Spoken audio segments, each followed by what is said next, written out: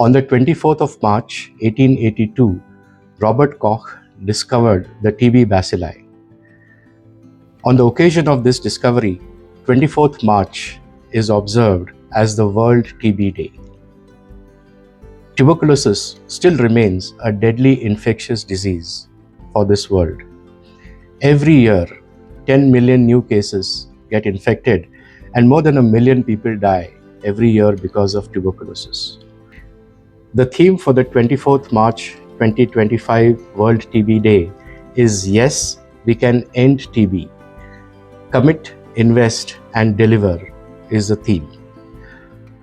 Although tuberculosis has reduced significantly over the years because of some very important national programs and international programs, it still remains a deadly disease as of today. One of the new areas that is emerging as an important area in tuberculosis is post-TB sequel. What this means is, after a patient has been diagnosed to have tuberculosis, has received full treatment and then declared as cured, we believe that that is the end of the journey of tuberculosis. Sadly, it is not.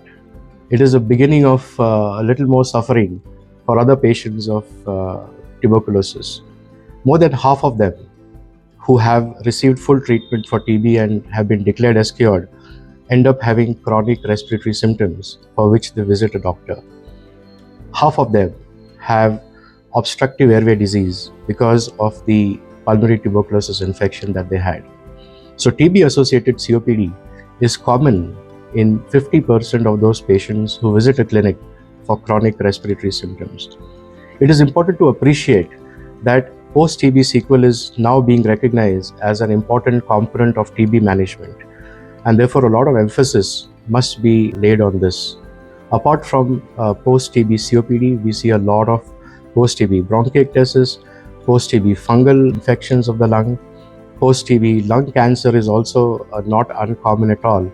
And therefore, it is important for doctors to realize that the sequel of post-TB is important, that they should consider in their patients.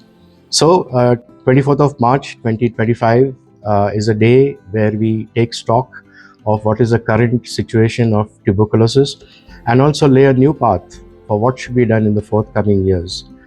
While the WHO has announced the need for ending pulmonary tuberculosis across the globe, not many countries have been able to achieve that.